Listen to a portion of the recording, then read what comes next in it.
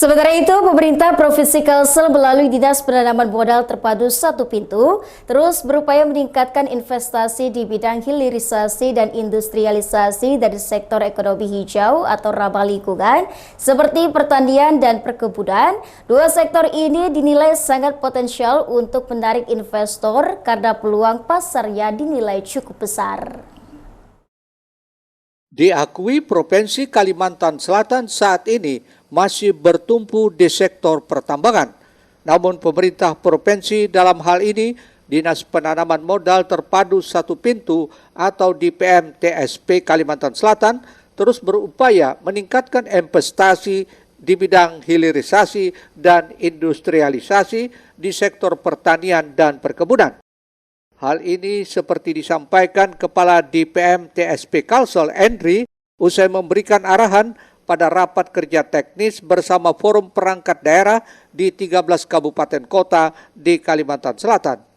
Namun demikian, Endri juga mengaku sektor hilirisasi dan industrialisasi dari pertanian dan perkebunan bahkan perikanan juga cukup potensial untuk menarik investor. Menurutnya, investasi industrialisasi dan hilirisasi dampaknya cukup besar dalam rangka percepatan pertumbuhan ekonomi di Kalimantan Selatan. Oleh sebab itu, agar selaras dengan program pusat, provinsi, dan kabupaten kota, maka diperlukan kolaborasi.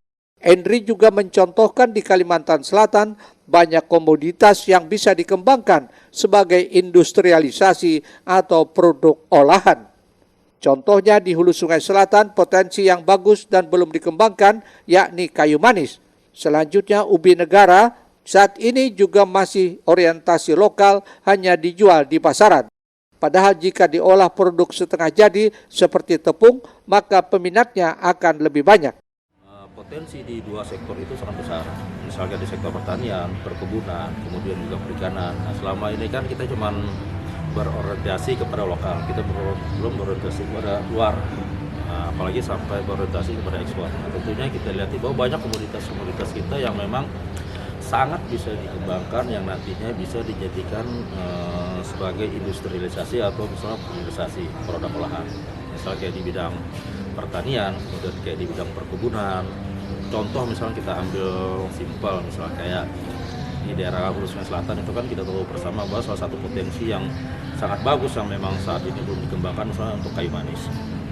Kayu manis ini kan prospeknya sangat bagus, permintaan akan ekspor sangat tinggi, tapi masih belum dikelola dengan baik karena masih bergantung kepada alam tradisional. Nah, saat ini bisa dikembangkan, ini kan sifatnya yang olahan, jadi kayu manis diolah jadi bubuk sehingga nilai ekonomisnya tinggi dan permintaan ekspor sangat banyak. Nah, tentunya dampaknya sangat besar nanti. Nah, hal-hal itu yang memang kita pengen kembangkan ke depan.